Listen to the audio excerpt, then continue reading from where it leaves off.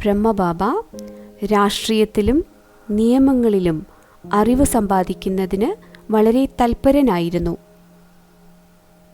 സമൂഹ സേവനത്തിനുള്ള വ്യത്യസ്ത പാതകളായി അദ്ദേഹം അവയെ കണക്കാക്കിയിരുന്നു. സേവനങ്ങൾക്കു വേണ്ടി ഭക്ഷണത്തിൽ നിന്ന് ചെലവ് ചുരുക്കേണ്ടി വന്നാലും അത് മനസ്സോടെ ചെയ്യണമെന്ന് അദ്ദേഹം പറയുമായിരുന്നു. സത്യത്തെ വെളിപ്പെടുത്താനുള്ള അദ്ദേഹത്തിൻ്റെ ആഗ്രഹം അത്രയും ഉന്നതമായിരുന്നു.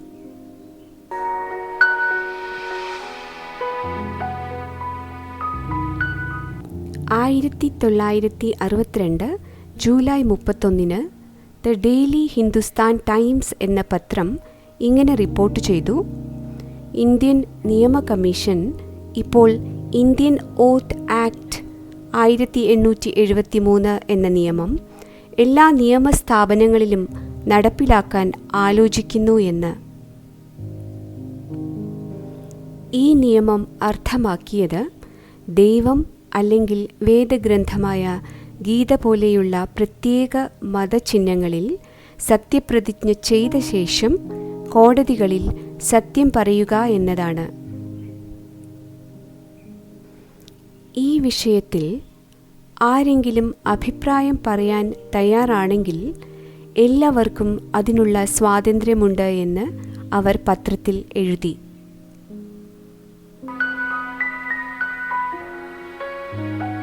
മുൻപ് 1873 ഈ ഇന്ത്യൻ ഓത്ത് നിയമം കൊണ്ടുവന്നതിന് പുറകിൽ ഒരു പ്രധാന കാരണമുണ്ടായിരുന്നു.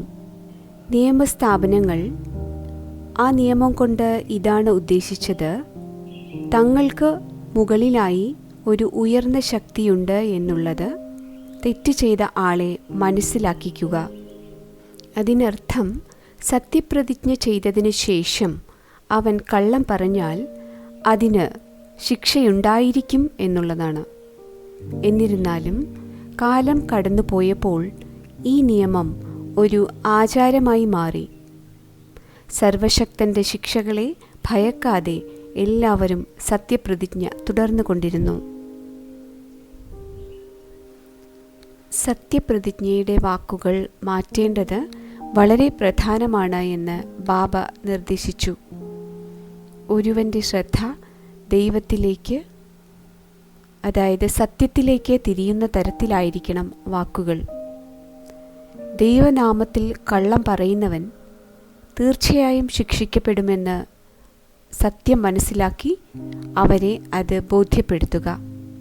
ഈ കാര്യം സംബന്ധിച്ച് വിശദമായി സർക്കാരിനൊരു മെമ്മോറാണ്ടം അയക്കാൻ ബാബ തീരുമാനിച്ചു.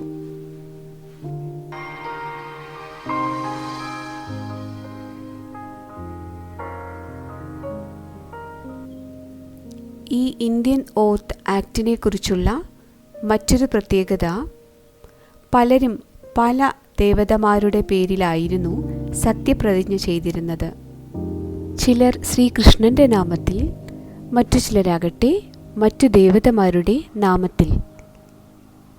ശ്രീകൃഷ്ണനെക്കുറിച്ച് വേദഗ്രന്ഥങ്ങളിൽ ധാരാളം വികൃതികളുടെ കഥ എഴുതിയിട്ടുണ്ട് എന്ന് ബാബ പറഞ്ഞു. കൃഷ്ണൻ വെണ്ണ മോഷ്ടിക്കുകയും ഗോപികളെ ശല്യപ്പെടുത്തുകയും ചെയ്തിരുന്ന തെറ്റായ കഥകൾ അതിലുണ്ട്. അതിനാൽ ശ്രീകൃഷ്ണൻ്റെ കള്ളക്കഥകൾ വിശ്വസിക്കുന്ന ഒരാൾ സത്യപ്രതിജ്ഞ ചെയ്തു കഴിഞ്ഞാൽ ഇങ്ങനെ വിചാരിക്കും: ശ്രീകൃഷ്ണൻ പോലും ഇങ്ങനെയൊക്കെ ചെയ്തിട്ടുണ്ട്, അപ്പോൾ എൻ്റെ പാപങ്ങളെക്കുറിച്ച് ഞാൻ ഭയപ്പെടേണ്ടതില്ല എന്ന്. അതിനാൽ ഈ സത്യപ്രതിജ്ഞയുടെ ശക്തിയെ അത് ദുർബലപ്പെടുത്തും. ഇത്തരം ധാർമ്മിക പ്രശ്നങ്ങൾ പരിഹരിക്കുന്നതിന് ബാബ ഈ വിഷയത്തിൽ കുറച്ച് പരിഹാരങ്ങൾ നിർദ്ദേശിക്കുകയും കുറച്ച് വിശ്വാസങ്ങളെ ചോദ്യം ചെയ്യുകയും ചെയ്തു. ദൈവത്തിൻ്റെ പ്രാധാന്യം ബാബ വിശദീകരിച്ചു. അവർ പരമോന്നത ദൈവീക നീതിയാണെന്നും അരൂപിയാണെന്നും ബാബ വിശദീകരിച്ചു. ശ്രീകൃഷ്ണനും നിരാകാരനായ ശിവനും തമ്മിലുള്ള വ്യത്യാസം അദ്ദേഹം പറഞ്ഞു കൊടുത്തു. ദൈവം എല്ലായിടത്തും സന്നിഹിതനല്ല എന്നും യഥാർത്ഥമായ ഗീതയും വേദഗ്രന്ഥമായ എഴുതപ്പെട്ട ഗീതയും തമ്മിലുള്ള വ്യത്യാസവും വ്യക്തമാക്കി. കോടതി മുറിയിൽ എല്ലാവരും സത്യപ്രതിജ്ഞ ചെയ്യേണ്ടത് വളരെ പ്രധാനപ്പെട്ടതാണെന്ന് ബാബ പറഞ്ഞു. വാദികളും പ്രതികളും അഭിഭാഷകരും ജഡ്ജിമാരും എല്ലാവരും തന്നെ സത്യപ്രതിജ്ഞ ചെയ്യേണ്ടതാണ്. കൂടാതെ ബാബ പറഞ്ഞു, ആരാണോ സത്യപ്രതിജ്ഞ എടുക്കുന്നത് അയാൾക്ക് അതിൻ്റെ ശരിയായ അർത്ഥം അറിയേണ്ടത് വളരെ ആവശ്യമാണ്. സത്യപ്രതിജ്ഞ ദുർബലവും അർത്ഥശൂന്യവുമാണെങ്കിൽ അത് എടുക്കുന്നയാൾക്ക് അതിൻ്റെ ധാർമ്മികമായ ഉദ്ദേശം പിന്തുടരാൻ കഴിയുകയില്ല.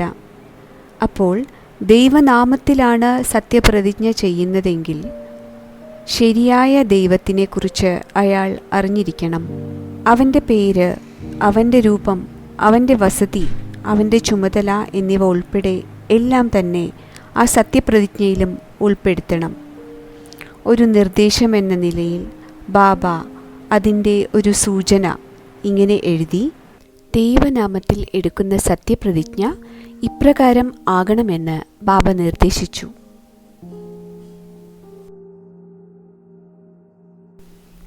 ഞാൻ ഈ സത്യപ്രതിജ്ഞ എടുക്കുന്നത് ത്രിമൂർത്തിയുടെ നാമത്തിലാണ്. സത്യമായ ഗീതയുടെ പ്രഭാഷകൻ, പരമോന്നതവും ദൈവികവുമായ നീതിപീഠം, അരൂപിയായ പരമാത്മാവായ ശിവബാബയുടെ പേരിൽ ഞാൻ സത്യം പറയുമെന്നും സത്യം മാത്രമേ പറയുകയുള്ളൂ എന്നും തെറ്റായ ഒരു കാര്യവും പറയുകയില്ല എന്നും പ്രതിജ്ഞ ചെയ്യുന്നു. ഈ സത്യപ്രതിജ്ഞയുടെ കൂടെ പരമോന്നതനായ പരമാത്മാവിൻ്റെ ആമുഖം കൂടി ചേർക്കാനും ബാബ നിർദ്ദേശിച്ചു.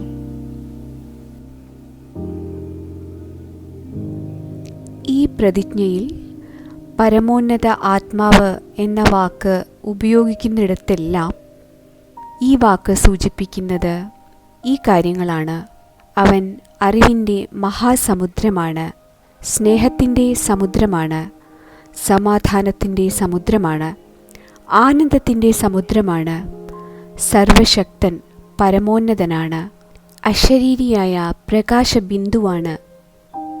പരമോന്നതനായ പരമാത്മാവിനെ സ്തുതിക്കുന്നു. സർവാത്മാക്കളുടെയും പിതാവായ പരമാത്മാവായ ശിവൻ കാലാകാലങ്ങളിൽ അശരീരി ലോകത്തിൽ വസിക്കുന്നവൻ, പരംധാം നിവാസി, ഗീതാജ്ഞാനത്തിൻ്റെ യഥാർത്ഥ പ്രബോധകൻ, തെറ്റുകളെ ശിക്ഷിക്കുകയും സത്യത്തിന് സന്തോഷം നൽകുകയും ചെയ്യുന്നവൻ.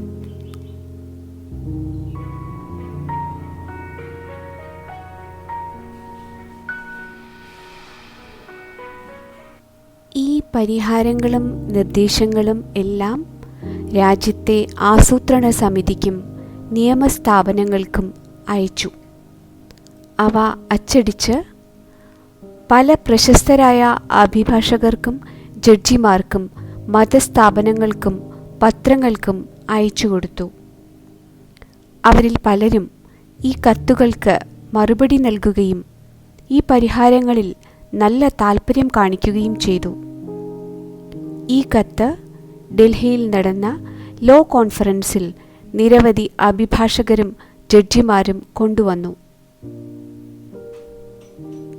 ഈ തരത്തിലുള്ള സേവനത്തിലൂടെ ദൈവികമായ അറിവ് നൽകാനുള്ള മറ്റൊരു അദ്വിതീയമായ മാർഗം ബാബ കുട്ടികളെ പഠിപ്പിക്കുകയും സത്യം മനസ്സിലാക്കി കൊടുക്കുന്നതിനെക്കുറിച്ചുള്ള പ്രയത്നം എപ്പോഴും നിലനിർത്താൻ അവരെ പ്രചോദിപ്പിക്കുകയും ചെയ്തു.